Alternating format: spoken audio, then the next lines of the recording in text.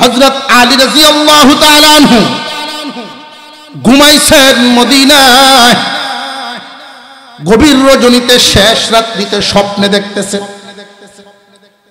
কি স্বপ্ন দেখলেন? আল্লাহর পয়গম্বরকে স্বপ্ন দেখেন মসজিদে নববীর নামাজের ইমামতি করে।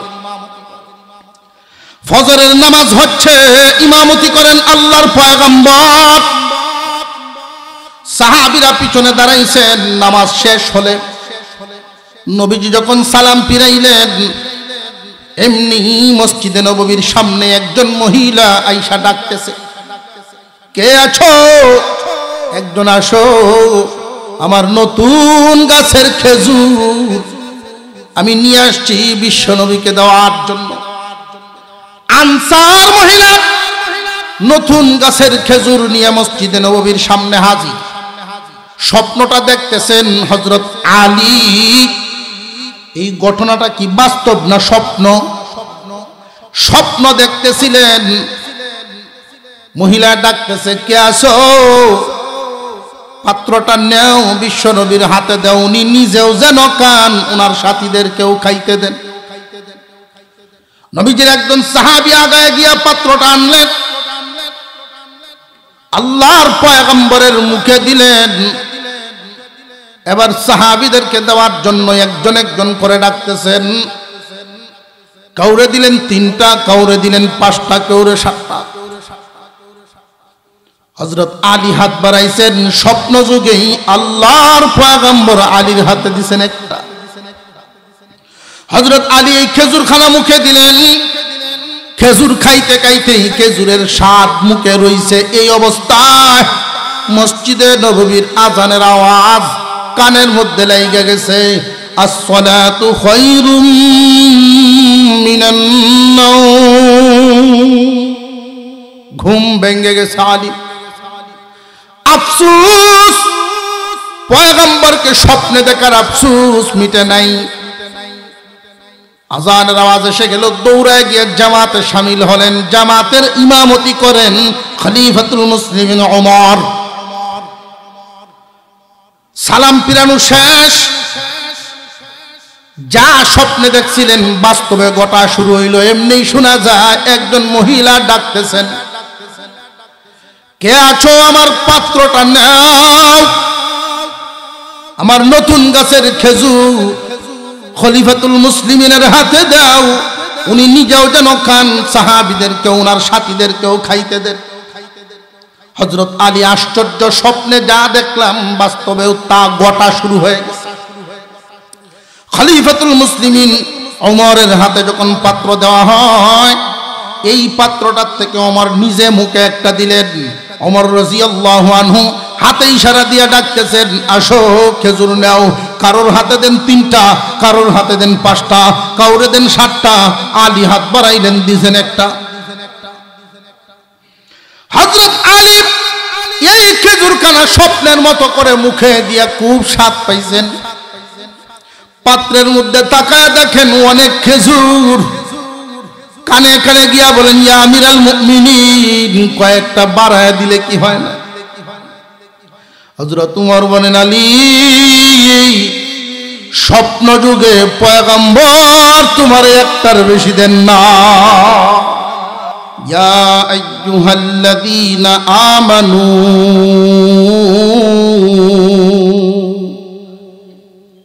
হে ঈমানদারেরা, আসমানের নিচে জমিনের উপরে শুধু কি ঈমানদার না বেঈমানও আছে? আল্লাহ পাক রব্বুল আলামিন ইয়া আইয়ুহান নাস বলেন নাই, মানব জাতি বলেন নাই, মানব সম্প্রদায় বলেন নাই। ও ঈমানদারেরা, এর একটা অর্থ হলো ও জান্নাতের মালিকরা। ঈমান নামক দৌলত তোমার সাথে আছে। কিয়ামতের কঠিন ময়দানে অনেক মানুষ বাম হাতে আমলনামা নিয়ে দাঁড়াইবে, অথচ দুনিয়াতে তারা মুমিন হিসেবে পরিচিত ছিল। ডান হাতে আমলনামা দিয়ে নিয়ে যারা দাঁড়াবে তারা জিজ্ঞাসা করবে, ও অমুক ভাই, তুমি না মুসলমানের সন্তান ছিলা? তুমি না মুমিনদের সমাজে বসবাস করতা, আজকে বাম হাতে আমল নামা নিয়া কাফেরদের সাথে দাঁড়াইলা কেন? মানুষগুলো আফসোসের সাথে বলতে থাকবে, যদিও দুনিয়ার জমিনে মুমিনের ঘরে জন্ম নিয়েছিলাম, আমার কথা এবং কাজ কাফেরদের মতো ছিল। আমার কথা এবং কাজ কাফেরদের সাথে সাদৃশ্য থাকার কারণে শয়তান খুব সহজেই আমাকে ধোঁকা দিয়া দুনিয়া ছাড়ার সময় ঈমান হারা করে ফেলছে। ঈমান নামক দৌলত আমার সাথে আনতে পারি না, এই কারণে বাম হাতে আমল নামা নিয়া কাফেরদের সাথে দাঁড়াইছি। ঈমান ছাড়া যারা দুনিয়া ছাড়বে চিরস্থায়ী জাহান্নামী বলে ঘোষিত হবে। আল্লাহ পাক ডাক দিয়া বলেন, আমার মায়ার ঈমানদার বান্দারা,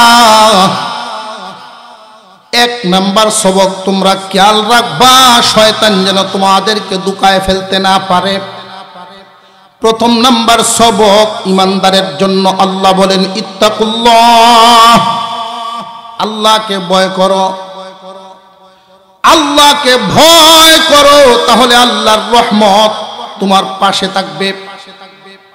আল্লাহ রব্বুল আলামিন শয়তানের ধোঁকা থেকে তোমার হেফাজত করবেন।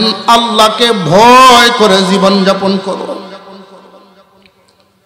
আমরা এখানে যারা আছি, আমরা আল্লাহকে ভয় করিনি না করি না? আমি একটু দেখতে চাই কে কে আল্লাহকে ভয় করি, একটু হাত তুলে দেখান তো দেখি। সুবহানাল্লাহ, মাশাআল্লাহ। আমরা শুধু হাত উঠাইছি তা না, এই কথা যদি বাংলাদেশের সমস্ত মুসলমান নরনারীকে জিজ্ঞাসা করা হয় যে কে কে আল্লাহকে ভয় করেন, হাত তুলেন তো, সকলেই হাত তুলবে। এক বাজারে একজন মানুষ গরু নিয়ে গিয়েছে বিক্রি করার জন্য। তো একদল লোক এসে জিজ্ঞাসা করলো, আপনার এই গরুটা হালে কেমন চলে? শুইলে তোলা যেত না, হালে জুললে কি করে? শুয়ে পড়ে। যারা হাল চাষের জন্য গরু কিনবে ওরা কি নিবেই গরু? আরেক দল আসছে, আপনার এই গরু দুধ কেমন দেয়? আমি জানি না। আপনার গরু আপনি জানেন না কেন? আমি একদিন দুধ নিতে গিয়া এক লাথি খায়া এক সপ্তাহ হাসপাতাল আছে। যারা দুধ খাওয়ার জন্য গরু কিনতে আইছে ওরা নিবই গরু। আরেক দল আইছে, খাওয়াত কেমন? যে আপনি সারা দিন কষ্ট করিয়া ভালো ভালো ঘাস বাইচে বাইচে এনে দিলেন, ইচ্ছা হইলে খাইতেও পারে, নাও খাইতে। যারা গরু লালন পালন করে মোটা তাজা করে লাভ করার আশায় গরু কিনে ওরা কিনবো, খাওয়ানো বলা না, কোনো কাস্টমার নেই। তো প্রত্যেক গরুর বাজারে কিছু লোক থাকে যারা কৌশলী কথা জানে। এটা শুধু গরুর বাজারে না, বিভিন্ন বাজারে বিভিন্ন সমাজেও এদেরকে পাওয়া যায়। কৌশলী কথা। কৌশলী কথা কেমন? একটা উদাহরণ দিলে বুঝবে। আমার চাচা এক গরু আনছে দুধ খাওয়ার জন্য। এটার দাম যত, এর চেয়ে ৫,০০০ বাড়াইয়া দিয়ে আনছে। ধোকাটা কোথায় খাইছে উনি? ওনারে ডাক দিছে যে আপনি হুজুরের চাচা না, রাজীবপুরি হুজুরের চাচা না আপনি? হ্যাঁ। কয়েক ফুটা মিডিয়া দুধ যদি খাওয়া লাগে আমার এই গরু নেন। কয়েক ফুটা মিডিয়া দুধ খাওয়ার আশায় ৫,০০০ বাড়াইয়া দিয়ে আনছে। পরের দিন আমার চাচা এই যে টানা টানলো, এইভাবে ১০০ টাকার উপরে দুধ হয় না। আমার চাচা তো খুব খেপছে, তো রুমে ডাকতেছে, আমার কথা বলতেছে, হুজুর বেটা ঘুম থেকে উঠছে? তো আমার ডাইকে উঠাইছে, বড় চাচা ডাকেন আপনারে। কি হয়েছে? অমুক গ্রামের অমুক আমার এই ঠকানিটা যে দিল, আমি এই গ্রামের একজন মাতব্বর মানুষ, তারে ফোন দিলাম যে আপনার গ্রামে এই নামে কোনো লোক আছে? বলে হ্যাঁ। এমন এমন ঘটনা হয়েছে। তো মাতাব্বরে করছি কি আরো 2-3 জন মুরব্বী লইয়া ওই দালালরে ধরে লইয়া আমার বাড়িতে এসে সামনাসামনি চাচার সামনে দাঁড়ায় ওই লোক বলতেছে, আমি কি আপনারা বলি নাই কয়েক ফুটা মিঠা দুধ? আমার চাচা তো বুকা হয়ে গেছে, কয় আপনি তো এইভাবেই বলছিলেন। কথা আমার ভুলটা কই? কয়েক ফুটা মিঠা দুধের অর্থ কি এই যে আসলেই কয়েক ফুটা, নাকি অর্থ বুঝায় ভিন্নটা? এটাকে বলে কৌশলী কথা, এটা সবাই বলতে পারে না। এই গরুর বাজারে যিনি গরু বিক্রি করতেছেন মুরব্বী মানুষ, সত্য কথা বলে দিচ্ছেন। কৌশলী কথায় বলতে পারে এমন একজন লোক ওনার কাছে আসছে, চাচা কিয়ামত হইব, গরু বিক্রি হইতো না, আমার কাছে দেন, সাইজ করি। বাসন দেওয়া শুরু করছে, ভাই সব এই গরুর ডাইন সাইডে দিয়ে হালে জুড়বেন, দুধ ইচ্ছা মতো টাইনে লইবেন, খাওয়ান লই আপনারা কোনো চিন্তাই নাই, আলো আটবো কিনা এই কথা কিন্তু উনি বলে নাই, শুধু ডাইনে দিয়ে জুড়বেন এই কথা বলছে। আর ডাইন সাইডে দেয় সবচেয়ে সরস গরুটাই ধরা হয়। ওনার কথা একটা অর্থ বুঝায়, দুধ লইবেন ইচ্ছা মতো টানবেন, লাত্তি দিব কিনা, দুধ কি পরিমাণ দিব এইটার কোনো বক্তব্য, খাওয়ান লই আপনার কোনো চিন্তা নেই। এখন তো কাস্টমারের ভিড়, এখন গরুর যে মালিক উনি কানে কানে কৌশলী লোকরে কয়, আমার এই গরু বেচতাম না। কই ম্যাডাম এতক্ষণে সাইজ করলাম বেচতেন না? কয় না বাবা আমার এই গরু বেচতাম না। কারণটা কি বেচতেন না কেন? কয় আমার গরুর যে এত গুণ আমি জানি না, আমার গরুর যে এত গুণ এটা আমি তো জানি না।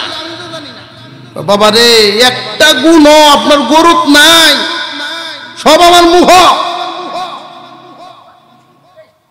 সব আমার মুখ। ঘটনা বলার উদ্দেশ্য মুসলমান ভাইয়েরা আমার, আল্লাহ বলেন ও ইমানদারের আল্লাহকে ভয় করো। আল্লাহকে ভয় করি বলে হাত আমরা উঠাইছি, শুধু আমরা না দেশের সব মুসলমানই উঠাইব। আল্লাহর ভয় আমাদের মুখে আছে, অন্তরে নেই, আমাদের বুকে নেই। যেই জামানার মানুষ আল্লাহকে ভয় করে এই জামানায় সুদ থাকে না, ওই জামানায় বেপরদা থাকে না, বেনামাজি থাকে না। যেই এলাকার মানুষ আল্লাহকে ভয় করে ওই এলাকার মানুষগুলোর অবস্থা হবে এমন, জুমার নামাজে যেই পরিমাণ মুসল্লি ফজরের নামাজে সেই পরিমাণ হবে। কথা বুঝে আসতেছে? জুমার নামাজে যেই পরিমাণ মুসল্লি হয় ফজরের নামাজে ওই পরিমাণ মুসল্লি হওয়ার কথা। আল্লাহকে যদি একজন মানুষ সত্যি ভয় করে, এই মানুষটা কি সুদ খাইতে পারে? বিবি স্ত্রী উপযুক্ত মেয়েদেরকে বেপরদায় ছাড়তে পারে না। আল্লাহর ভয়টা শুধু মুখে আছে, আমাদের অন্তরে নাই। এই অবস্থায় শয়তান তো আমাদের খুব কাছে ভিড়ে যায়। যে কোন সময় আমার আপনার ঈমান হুমকির মুখে আছে, শয়তান থাবা দিয়ে নিয়ে যেতে পারে। কাফেরদের পিছনে শয়তান লাগে না, কারণ লাগার দরকার নাই। মাল তাকে যেখানে, চুর ডাকাত যায় সেখানে। ঈমান নামক দৌলত আপনি আমার ভিতরে, এই ঈমান নামক দৌলতের পিছনে শয়তান বড় পেরেশান। এই ঈমানকে লুণ্ঠন করার জন্য খুব মনোযোগ দিয়ে শুনবেন, আল্লাহর হুকুম আহকাম পরিপূর্ণভাবে আদায় করতে মনে যদিও চায়, শয়তানের দুকায় পারি না। একজন মানুষ আল্লাহর হুকুম মতে চলতে পারে না, মনের হুকুমে চলে।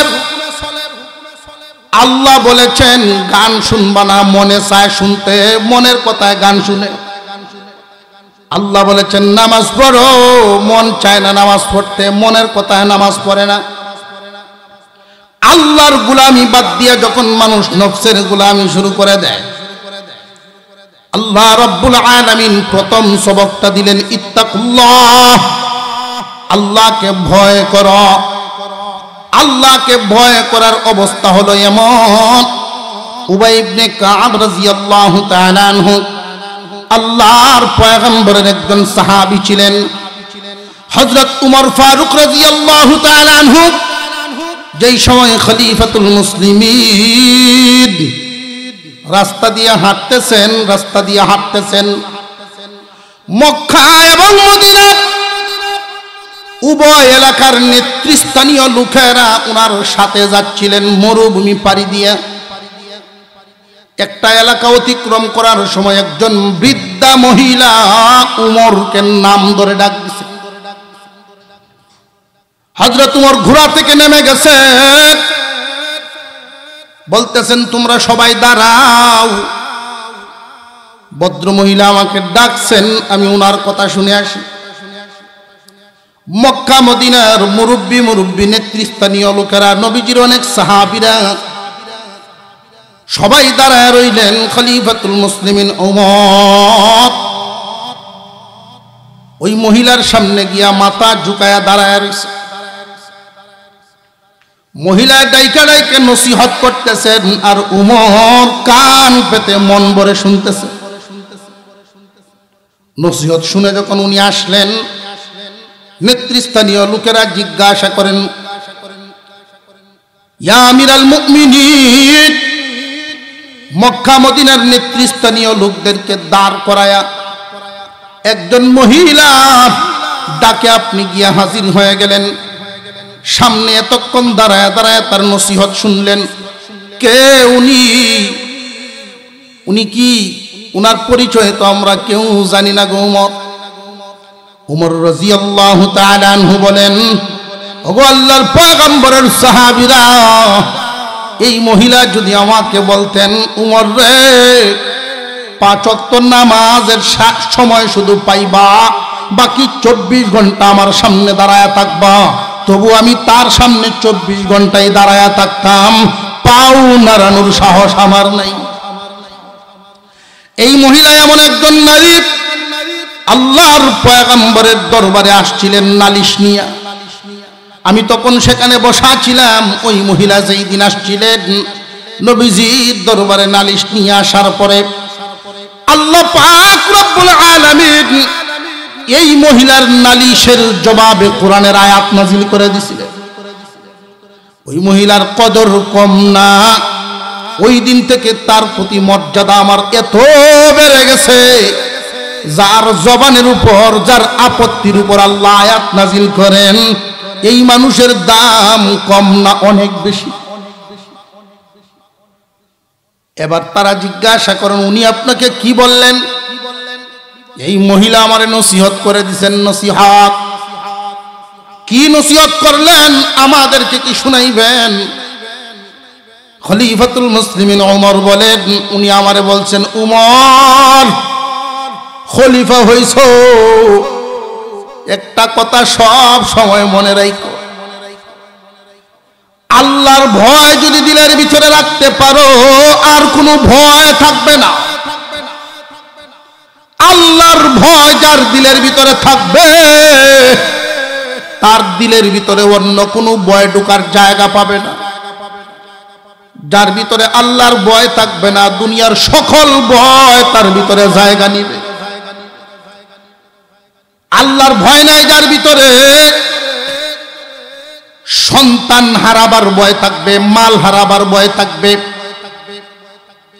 সম্মান হারাইবার ভয় থাকবে, পদ পদবি হারাইবার ভয় থাকবে, বহু ধরনের ভয় তারা ঘিরে রইব। আর যার ভিতরে আল্লাহর ভয় থাকবে, পৃথিবীর কোনো ভয় তার অন্তরে কাজ করবে না। হযরত উমর মজলিসের মধ্যে বসে জিজ্ঞাসা করে ফেললেন, নবীর সাহাবীরা, তোমাদের মধ্যে কি কেউ আসনি এই শব্দের ব্যাখ্যা আমারে বুঝায় দিবা? আল্লাহ যে বললেন ইত্তাকুল্লাহ, আল্লাহকে ভয় করার জন্য, কিভাবে জীবন যাপন করলে আল্লাহকে ভয় করা হয় আমার একটু বুঝায় দাও। নবীজির সাহাবীরা কেউ উঠে দাঁড়ান না, কেউ বলতেছেন না, কারণ আল্লাহর নবীর সাহাবী উমরের ভয় অন্তরে কি কম আছে? উমরের মর্যাদা কি কম না অনেক বেশি? খলিফাতুল মুসলিমিন উমর, আল্লাহ পাক উনার মর্যাদা কেমন বাড়াইছেন। উনার খেলাফত আমলে হযরত আলী রাদিয়াল্লাহু তাআলা আনহু ঘুমাইছেন মদিনায়। গভীর রজনীতে শেষ রাত্রিতে স্বপ্নে দেখতেছেন। কি স্বপ্ন দেখলেন? আল্লাহর পয়গম্বরকে স্বপ্ন দেখেন মসজিদে নববীর নামাজের ইমামতি করে। ফজরের নামাজ হচ্ছে, ইমামতি করেন আল্লাহর পয়গম্বর। সাহাবীরা পিছনে দাঁড়াইছেন। নামাজ শেষ হলে নবীজি যখন সালাম ফিরাইলেন, এমনি মসজিদে নববীর সামনে একজন মহিলা আয়েশা ডাকতেছে, কে আছো? একজন আসো, আমার নতুন গাছের খেজুর আমি নিয়ে আসছি বিশ্ব নবীকে দেওয়ার জন্য। নতুন বাসায় যদি কেউ উঠে, একজন বরকতি মানুষকে নিয়ে পা ফেলা হয়। নতুন গাছে কিছু যদি হয়, বরকতি মানুষকে খানা খাওয়ানো। প্রথম বেতন পায় বা বিদেশ থেকে কেউ পাঠায়, মসজিদে দেয়, মুসল্লিদেরকে দেয়, আলেম ওলামাদেরকে, বরকতি মানুষদেরকে দেয়। এটা এই জামানার প্রচলন না, বিশ্ব নবীর জামানার। আনসার মহিলা নতুন গাছের খেজুর নিয়ে মসজিদে নববীর সামনে হাজির। স্বপ্নটা দেখতেছেন হযরত আলী। এই ঘটনাটা কি বাস্তব না স্বপ্ন? স্বপ্ন দেখতেছিলেন।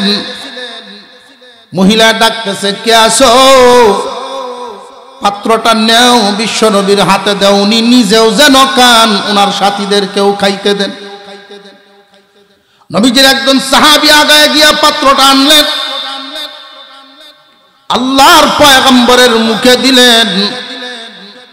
এবার সাহাবীদেরকে দেওয়ার জন্য একজন করে ডাকতেছেন। কাউরে দিলেন 3টা, কাউরে দিলেন 5টা, কাউরে 7টা। হযরত আলী হাত বাড়াইছেন। স্বপ্ন যুগেই আল্লাহর পয়গম্বর আলীর হাতে দিছেন একটা। হযরত আলী এই খেজুর খানা মুখে দিলেন। খেজুর খাইতে খাইতেই খেজুরের স্বাদ মুখে রইছে। এই অবস্থায় মসজিদে নববীর আজানের আওয়াজ কানের মধ্যে লেগে গেছে, আসসালাতু খায়রুম মিনান নাওম। ঘুম ভেঙে গেছে আলী। আফসোস, পয়গম্বরকে স্বপ্নে দেখার আফসোস মিটে নাই। আজানের আওয়াজ এসে গেল, দৌড়ায় গিয়ে জামাতে শামিল হলেন। জামাতের ইমামতি করেন খলিফাতুল মুসলিমিন ওমর। সালাম ফিরানো শেষ। যা স্বপ্নে দেখছিলেন বাস্তবে ঘটা শুরু হইল। এমনি শোনা যায় একজন মহিলা ডাকতেছেন, কে আছো? আমার পাত্রটা নাও, আমার নতুন গাছের খেজুর খলিফাতুল মুসলিমিনের হাতে দাও, উনি নিজেও যেন খান, সাহাবীদেরকেও ওনার সাথীদেরকেও খাইতে দেন। হযরত আলী আশ্চর্য, স্বপ্নে যা দেখলাম বাস্তবেও তা ঘটা শুরু হয়ে গেছে। খলিফাতুল মুসলিমিন ওমরের হাতে যখন পাত্র দেওয়া হয়, এই পাত্রটার থেকে ওমর নিজে মুখে একটা দিলেন। ওমর রাদিয়াল্লাহু আনহু হাতে ইশারা দিয়ে ডাকতেছেন, আসো খেজুর নাও। কারোর হাতে দেন 3টা, কারোর হাতে দেন 5টা, কাউরে দেন 7টা। আলী হাত বাড়াইলেন, দিছেন একটা। হযরত আলী এই খেজুর খানা স্বপ্নের মতো করে মুখে দিয়া খুব স্বাদ পাইছেন। পাত্রের মধ্যে তাকায় দেখেন অনেক খেজুর। কানে কানে গিয়া বলেন, ইয়া আমিরাল মুমিনিন, কয়েকটা বাড়ায় দিলে কি হয় না? হযরত উমর বলেন, আলী, স্বপ্ন যুগে পয়গম্বর তোমার একটার বেশি দেন না। হযরত আলী আশ্চর্য হয়ে গেছেন। আল্লাহওয়ালা সম্রাট, আল্লাহ পাক মাকাম কোথায় উঠায় দিচ্ছেন, তার রাজ্যে কে কি স্বপ্নে দেখে আল্লাহ পাক এটাও ওনারে জানায়া দেন। সেই উমর মানুষদের সামনে এলান করলেন, ডাকতেছেন, কে আসরে ইত্তাকুল্লাহর ব্যাখ্যা মানে বুঝাইবা।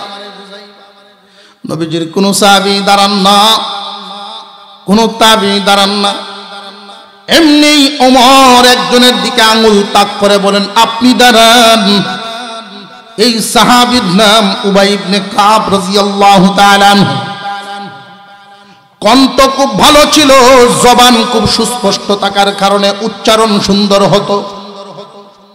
আল্লাহর পয়গম্বরের সামনে সব সাহাবীরা কোরআন পড়তে পারতেন না, ভয় পেতেন।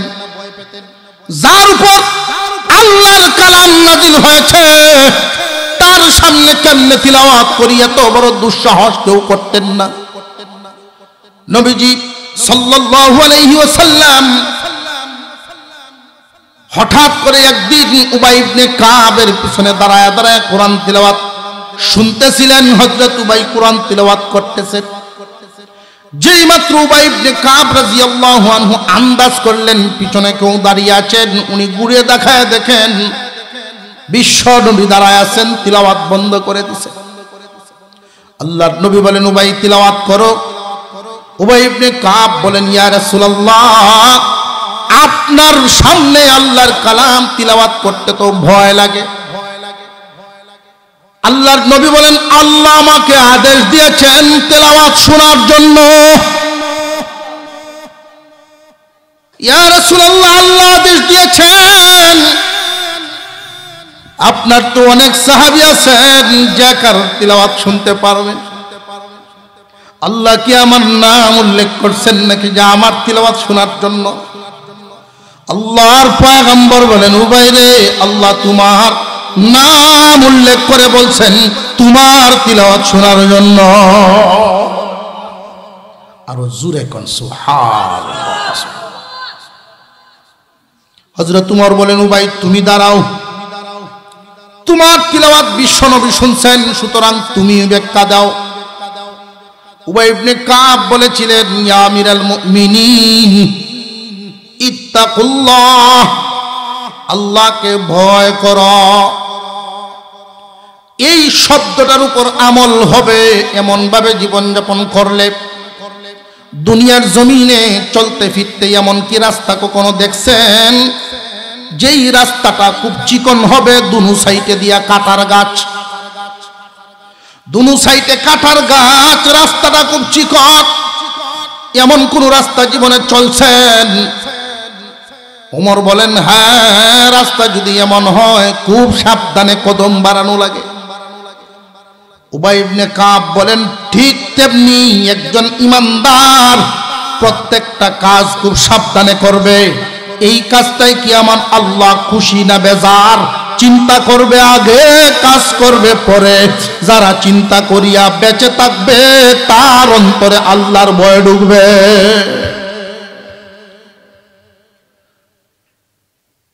আর যাদের চলচলনে দেখা যায় এইরকম আমল হচ্ছে না, তাহলে তুমি শয়তানের হুমকির মুখে আছো। ঈমান নিয়ে যদি দুনিয়া ছাড়বার না পারো তাহলে মুশকিল, সব হারাইলা। শয়তান তোমার কাছ থেকে থাবা দিয়ে যেন ঈমান না রাখতে পারে, এই জন্য আল্লাহ পাক 2 নাম্বার আর এক সবক দিয়া দিলেন। তাকওয়ার মাপকাঠি সবার সমান না, আমলের অবস্থা সবার সমান না। কারোর ভিতরে তাকওয়া পুরাপুরি আসতে নাও পারে। আল্লাহ রাব্বুল আলামিন এই জন্য দ্বিতীয় সবক দিয়া বান্দাদেরকে ঈমান নিয়ে মরার সহজ একটা পন্থা বের করে দিলেন। ওয়াকুনু মা'আস সাদিকিন।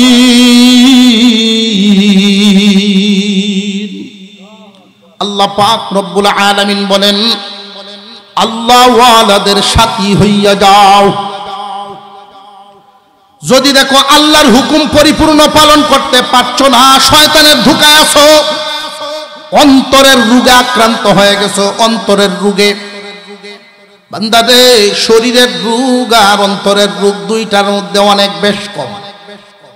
দুনিয়ার জমিনে যদি আমরা শারীরিকভাবে অসুস্থ হই, পেরেশান হয়ে যাই, কতক্ষণে সুস্থ করার চিন্তা করা যায়? কতক্ষণে ডাক্তারের কাছে যাওয়া যায়? জায়গা বিক্রি, জমি বিক্রি, বাসা বাড়ি বিক্রি করে দিই। কিন্তু অন্তরের রোগ দূর করার কোনো পেরেশানি নাই। খুব সাবধান রে দুনিয়াবাসী, শরীরের রোগের চাইতে অন্তরের রোগ মারাত্মক। শরীরের রোগের চাইতে অন্তরের রোগ মারাত্মক কেমনে? শরীরের রোগে বেশি মানুষ কবরে যাইব, আর অন্তরের রোগে মানুষ জাহান্নামে যাইব। বডির রোগ সারানো অন্তরের রোগ সারানোর চাইতে গুরুত্ব বেশি না, অথচ আমরা এটার গুরুত্বই বেশি দেই। অন্তরের রোগ সারাও, আল্লাহ ওয়ালাদের সাথী হইয়া যাও। যদি দেখা যায় তোমার দ্বারায় আল্লাহর হুকুম অমান্য হয়ে যায়, অনেক হুকুম হাকুমের মধ্যে গফলতি আসতেছে। শরীরের রোগ হইলে জলদি যেমনি ডাক্তারের কাছে যাও, তোমার অন্তর রোগ আক্রান্ত হয়ে গেছে, দেরি করবে না, জলদি জলদি জলদি করে আল্লাহ ওয়ালাদের শরণাপন্ন হও। একখান হাদিস আপনাদেরকে শুনাইছি। নবীজি বলেন, কুন আলিমান আও মুতাআল্লিমান আও মুঈনান আও মুহিব্বান ওয়ালা তাকুন খামিসান। হয়তো সবাই আলেম হও, যদি বাঁচবার চাও জাহান্নাম থেকে, জাহান্নামের আগুন থেকে যদি বাঁচবার চাও, নবীজি 4টা শব্দ ব্যবহার করেছেন। এই 4 দলের কোনো একটা দলে শামিল থাকবা, 5 নম্বরে যাইও না, ফাতুহলিক ধ্বংস হইয়া যাইবা। কার কথা এটা? বিশ্ব নবীর কথা, সাইয়্যিদিনা মুহাম্মদুর রাসূলুল্লাহ সাল্লাল্লাহু আলাইহি ওয়াসাল্লামের জবান মুবারক থেকে এই কথা। হয়তো আলেম হও, যদি আলেম হইবার না পারো, আও মুতাআল্লিমান, আলেমদের ছাত্র হও। আলেমদের ছাত্র হওয়ার জন্য বয়সের সময় সীমা লাগে না, সারা জিন্দেগি ভর আলেমদের ছাত্র হইয়া কাটাও। ছাত্র আর উস্তাদের একটা সম্পর্ক আছে না নাই? উস্তাদ দেখলে ছাত্র, মুআদ্দব ছাত্র কোনদিন বিড়ি টানবনি না, আওয়াজে বোঝা যায় চলতেছে। উস্তাদ দেখলে কোনদিন ছাত্র সাইকেলের উপরে থাকবো না, দাঁড়ায় যাবো বা নেমে যাবো। উস্তাদ যদি মসজিদের ভিতর থেকে বের হইতে থাকে, মুআদ্দব ছাত্র জুতা ঢিলে দৌড়ে যাইব বাউকরি। আর এই আদবের মাধ্যমে আল্লাহ তার দিল সাফ করে দিবেন, যে দিলের রোগ, মনের রোগ দূর হয়। আমরা উস্তাদ আলেমদেরকে এই উস্তাদের মতো মান মধুরের কথা, সুযোগ পাইলে এমন ভাবে আলেমদের সাথে আচরণ করে, আল্লাহু আকবার। জেনে রাখবেন, ইলম সবাই পায় না, বিরাট বড় এক নিয়ামত। আদম আলাইহিস সালামকে আল্লাহ যেই দিন বানাইছেন, মাটি দিয়ে বানাইছেন আদমের বডি। আদমের বডি রাখছেন এক জায়গায়, ফেরেশতাদেরকে দাঁড় করাইলেন আর এক জায়গায় সামনাসামনি। খুব মনোযোগ দিয়ে শুনবেন পৃথিবীর শুরুর কয়েকটা কথা। আদম এক জায়গায়, ফেরেশতারা আরেক জায়গায়, মাঝখানে আল্লাহ পাক রব্বুল আলামিন হাজির করলেন পৃথিবীর শুরু থেকে নিয়ে কিয়ামত পর্যন্ত যত আসবাবপত্র মানুষ ব্যবহার করেছে আরো করবে, সব জিনিস হাজির। আল্লাহ পাক রব্বুল আলামিন প্রথমে হুকুম দিলেন, ও ফেরেশতারা এগুলোর নাম বলো, গুণ বলো। ফেরেশতারা বলতে পারেন নাই, অপারগতা প্রকাশ করার পরে আল্লাহ হুকুম দিলেন, আদম এগুলোর নাম এবং সিফত বলে দাও। আদম আলাইহিস সালাম সবগুলোর নাম এবং সিফত বলে দিলেন। আল্লাহ রাব্বুল আলামিন ইলম আদমের ভিতরে ঢুকানোর কারণেই সবগুলোর নাম বলতে পারছেন। আল্লাহ ঘোষণা দিলেন, ফেরেশতারা তোমাদেরকে যদিও নূর দিয়া বানাইছি, আদমকে আমি মাটি দিয়া বানায়, তার ভিতরে ইলিম দিয়া, ইলিমের কারণে সে সম্মানী হয়ে গেছে। সম্মান দিছেন কে? আরো জোরে কর। আল্লাহ সম্মান দিয়ে হুকুম দিলেন, তোমরা তাকে সম্মান জানাও সেজদার মাধ্যমে। আল্লাহর এই হুকুম পালন করার সময় একজনে সেজদা দেয় নাই, তার নাম ইবলিস। এমন লানত হইল এই পর্যন্ত কেউ নাম ইবলিস রাখছে। শুনছ?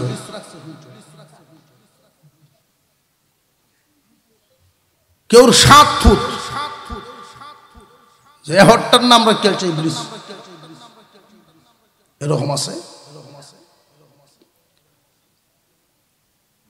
লানতপ্রাপ্ত এমন হইছে, এই শব্দটা শুনলেই মানুষ ঘৃণা করে আর চিরদিনের জন্য ক্ষতিগ্রস্ত হয়ে গেল।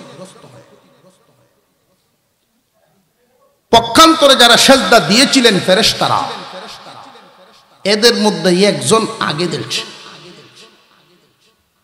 এই ফেরেশতার নাম ইসরাফিল আলাইহিস সালাম। আল্লাহ বলেন, ফেরেশতারা সবাই সেজদা দিছো, এর মধ্যে ইসরাফিল আগে দিছে। আমি খুশি হইয়া ইসরাফিলের কপালে 30 পারা কোরআন লিখে দিলাম। একজন সম্মান দেয় নাই, লানতপ্রাপ্ত। বাকিরা সম্মান দিছেন, আল্লাহর হুকুম পালন হয়েছে। একজন আগে দেয়া দিছেন, পুরস্কার পায় গেছে। এই পৃথিবীর জমিনে 2 দল মানুষ, একদল আলেম উলামাদের কাতারে, আরেক দল আলেমদের বিরুদ্ধে। একদল আল্লাহওয়ালাদের কাতারে, আরেক দল আল্লাহওয়ালাদের বিরুদ্ধে। সুকৌশলে চেষ্টা করে কোরআন হাদিসের বিরুদ্ধে কেমনে যাইতে পারে। মুসলমান ভাইরা, আপনারা যে এখানে বসছেন, কোরআনের পক্ষে, কোরআনের মহব্বতে বসছেন, ঠিক না বেঠিক? এই কোরআনের সাথে সম্পৃক্ত যা আছে, সারা জিন্দেগি ভর এই মহব্বত দিলের ভিতরে জাগায় রাখবে। এই মহব্বতটুকু আপনাকে কি পুরস্কার দিবে? ঈমান নামক দৌলত নিয়ে দুনিয়া চড়তে পারবে। আর যারা এই দলের বিরুদ্ধে অবস্থান করে, যত ভালো নামি দামি মানুষই থাকুক, ঈমান নিয়ে দুনিয়া চড়তে পারবে না, বেঈমানের মরণ হবে। উদাহরণ, মিশরের ফেরাউন আর বিবি আসিয়া। মুসা আলাইহিস সালামকে মহব্বত করার কারণে আসিয়াকে আল্লাহ ঈমান নামক হাদিয়া দিলেন, আর ঘৃণা করার কারণে ফেরাউন বাদশাহ হইয়াও ঈমান পাইল না, বেঈমান। এই এলাকায় যারা বসবাস করে, প্রত্যেকের জন্যই আমি কথাটা বলতেছি, কোরআন যেখানে তালিম হয়, কুরআনুল কারীম তালিম প্রত্যেকের ঘরে ঘরে হওয়া উচিত।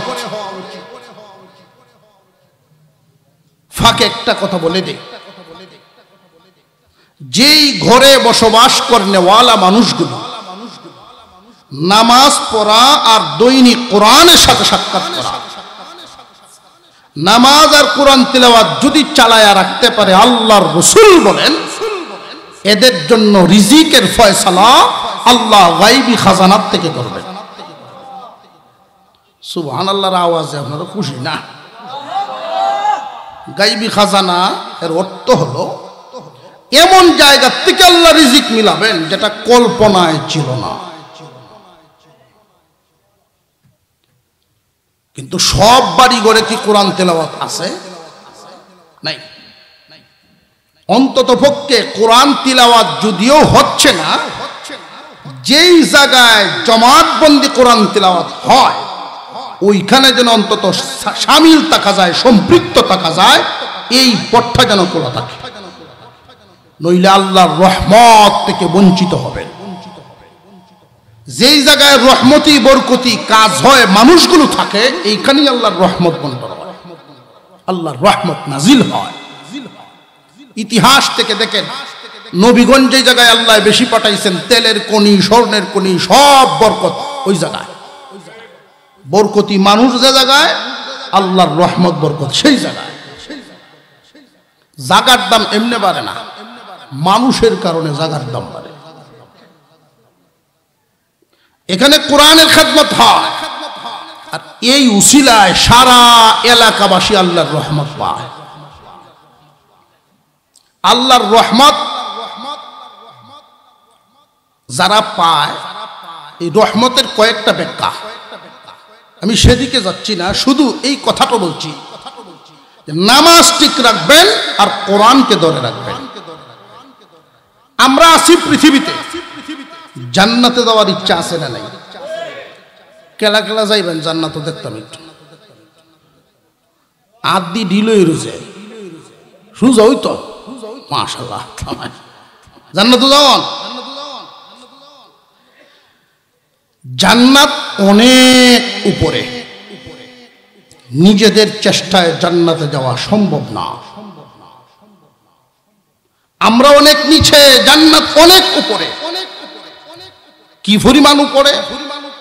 5 লক্ষ মাইল উপরে না, 5 লক্ষ 10 লক্ষ 1 কোটি মাইল উপরে যদি হইতো, আমরার আগে সাদা চামড়াই গেল।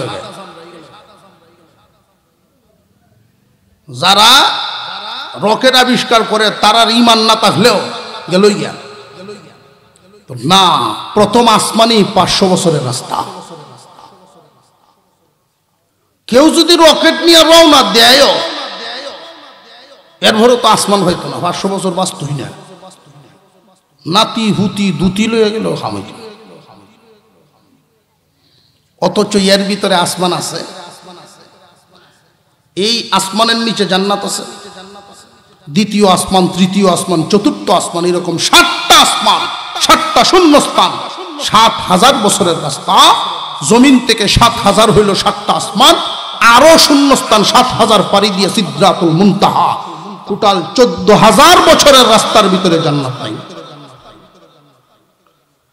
আল্লাহ বলেন, বান্দা বান্দিরা, পৃথিবীতে তোমরা অনেক নিচে আর জান্নাত অনেক উপরে।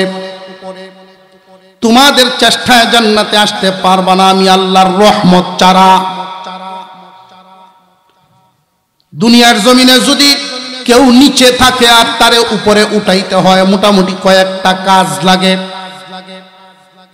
1 নাম্বার, উপর থেকে কিছু ছাড়তে হবে।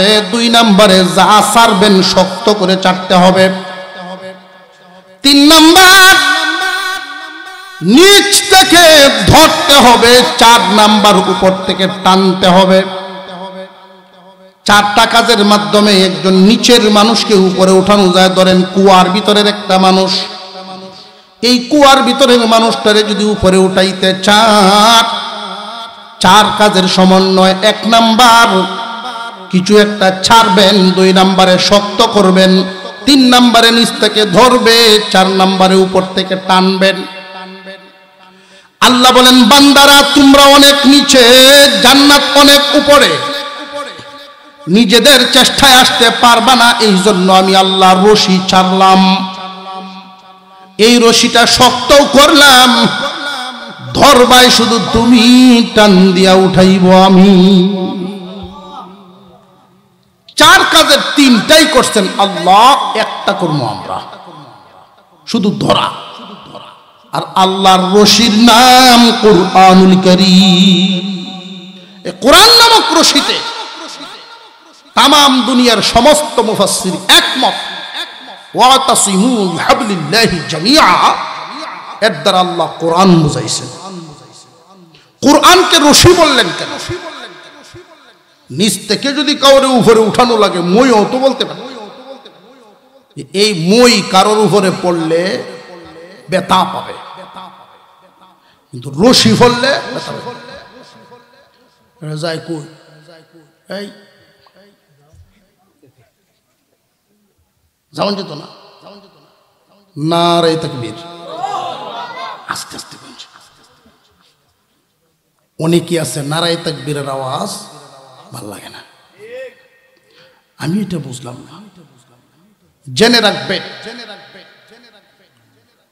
যারা যত ধরনের যুক্তি দিক, মুসলমানের আওয়াজ, নারায়ে তাকবীরের আওয়াজ যত নিচা হবে, বাতিলের আওয়াজ তত উঁচা হবে।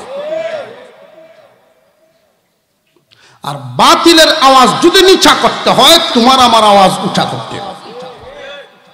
আল্লাহ সহি বুঝদেন বলুন আমিন। এইখানে কোরআনের তালিম হয়। সমস্ত মুসলমানের দায়িত্ব, যাদেরকে আল্লাহ জবান দিয়েছেন, জিহ্বা দিয়েছেন, প্রত্যেকেই কোরআন পড়া। সকলের পক্ষ থেকে এই জায়গায় কোরআন পড়া হয়। এখন এদেরকে দেখাশোনা করার দায়িত্ব সবার উপর আছে না নাই? এই দায়িত্বটা কয়েক ভাবে হবে। নবীজি 4টা ভাগ করছে। প্রথম ভাগ আলেম উলামারা পড়াইতেছেন, দ্বিতীয় ভাগ এই এলাকার মানুষ আলেমদের ছাত্রর মতো হইয়া থাকা, মান্য চিহ্নের ক্ষেত্রে। 3 নাম্বার আও মুঈনান, আলেমদের সাহায্যকারী হওয়া। 4 নম্বরে আও মুহিব্বান, মোহব্বত করনেওয়ালা হওয়া। এইখানে যারা আছেন আমার সামনে, মাইকের আওয়াজ যতদূর যায়, সবাইকে আল্লাহ দুনিয়ার হালত সমান রাখেন নাই। কাউরে ধনী বানাইছেন, কাউরে আবার গরিবী হালতে রাখছেন। যাদেরকে আল্লাহ গরিবী হালতে রাখছেন, নিরাশ হবেন না। আপনি যদি সবরকারী গরিব হয়ে দুনিয়া ছাড়তে পারেন, কিয়ামতের দিন দুনিয়ার ধনীর 500 বছর আগে জান্নাত পাইবেন। অনেক ধনীরা আবার ধন সম্পদ দিয়ে আল্লাহর সন্তুষ্টি অর্জন করতে পারে। সব ধনীরা পারে না। যে সমস্ত মানুষকে আল্লাহ সম্পদ দিয়েছেন, এই সম্পদের মাধ্যমে আল্লাহর সন্তুষ্টি হাসিল করতে পারে। হযরত উসমান রাদিয়াল্লাহু তাআলা আনহু ধনী ছিলেন, উনার সম্পদ দিয়ে আল্লাহর সন্তুষ্টি কিনছেন। মসজিদে নববীর সামনে নবীজির চেহারা মলিন, মনটা ভালো না। হযরত উমর, হযরত আবু বকর, ওসমান, আলী 4 জন হাজির। অগণবিজি, কে আপনারে কষ্ট দিল? আল্লাহর পয়গম্বর বলেন, উসমান, তুমি কি পারবে আমার কষ্টটা দূর করে দিতে? কি সমস্যা বলেন? এই মদিনায় একটা পানির কুয়া, এই কুয়ার মালিক একজন ইহুদি। আজকে সকালে নিষেধ করে দিয়েছে, কোন মুসলমান এই কুয়া থেকে পানি নিতে পারবে না। উসমান রে, তুমি কি পারবে তোমার মাল দিয়ে এই কুয়া কিনে দিতে? উসমান রাদিয়াল্লাহু আনহু একটু লাজুক প্রকৃতির ছিলেন, জুরে হাঁটতেন না পর্যন্ত। কিন্তু ওই দিন নবীজির অনুমতি নিয়ে এত সজোরে এক দৌড় দিলেন, মদিনার মানুষ তাকায়া রইছে অবাক। উসমান তো জীবনে এইভাবে দৌড় দেয় না। দৌড়ায়া ইহুদির বাড়ির সামনে গিয়া ডাকতেছে, তুমি বাড়ি সামনে আসছে, কি ব্যাপার? তোমার এই কুয়াটা আমার বড় দরকার, আমার কাছে বিক্রি করো। এই কুয়ার দাম ধরেন 10টা বা সর্বোচ্চ 20টা খেজুর গাছের দাম হবে সর্বোচ্চ। উসমানের দরকার এই সুযোগে ইহুদি বলল, তোমার যে 300 খেজুর গাছের বাগান, 300 খেজুর গাছের একটা বাগান আছে, ওই বাগানটা যদি আমার নামে লিখে দাও, তোমার নামে এই কুয়া লিখে দিব। হযরত উসমান বলেন, পদ্ধতি চালু করো, আমি রাজি আছি, ব্যবস্থা করো। সাথে সাথে লেখালেখি হয়ে গেল, 300 খেজুর গাছের বাগানটা দিয়ে দিলেন। বিনিময়ে এই কুয়াটা খরিদ করলেন বিশ্বনবীর সন্তুষ্টির জন্য।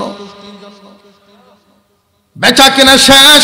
উসমান রাদিয়াল্লাহু তাআলা আনহু বলেন, আমার মন শান্তি হয়ে গেছে কুয়াটা কিনতে পেরে। বেচা কেনার সময় উপস্থিত হয়ে গেছেন আশপাশের কয়েকজন মানুষ। দূর থেকে একজন জিজ্ঞাসাই করে ফেলছেন, ওগো উসমান, এত চড়া দাম দিয়ে এই কুয়াটা কেন কিনলা? হযরত উসমান ওই দিন বলেছিলেন, তোমরা জানো না এই মুহূর্তে যদি আমার সমস্ত সম্পত্তি দাবি করত, তবু আমি দিয়া হইলেও ওই কুয়াটা কিনতাম। কারণ বিশ্ব নবীর সন্তুষ্টি, আল্লাহ সন্তুষ্টি। এই কুয়া কিনে নবীজির সামনে নিয়ে পেশ করে দিলেন, আমি এই কুয়া আপনাকে হাদিয়া দিয়ে দিলাম গো নবীজি। আল্লাহর পয়গম্বর পানি পান করার জন্য সারা মদিনাবাসীকে আম করে দিলেন। শুধু মুসলমান না, সবাই পানি পান করতে পারবে। উসমানের জন্য সুসংবাদ দিলেন, উসমান রে, আল্লাহ মাল দেন অনেক রে, কিন্তু এই মাল দিয়ে আল্লাহর সন্তুষ্টি সবাই কামাইতে পারে না। অনেক মানুষ এই মালওয়ালা হওয়ার কারণে, বেশিরভাগ ধনীরাই মালের কারণে গুনার কামের সাথে সম্পৃক্ত হয়। খুব কম মানুষ এই মাল দিয়া আল্লাহর সন্তুষ্টি খরিদ করতে পারে। উসমান কিয়ামতের দিন আমারে আল্লাহ যেইভাবে একটা হাউজে কাউসার দিবেন, তোমারেও ছোট্ট একটা কুয়া দিবেন, তুমি পান করবা, তোমার পরিচিত বন্ধু বান্ধব আত্মীয় স্বজনরে পানি পান করাইবা। মুসলমান ভাই, যাদেরকে আল্লাহ মাল দিছেন তাদের হালত একটা, যাদেরকে মাল দেন নাই তাদের হালত একটা। এই এলাকায় যারা বসবাস করে, প্রথম কথা হলো সকলের দায়িত্ব ওই মাদ্রাসার জন্য দোয়া করা।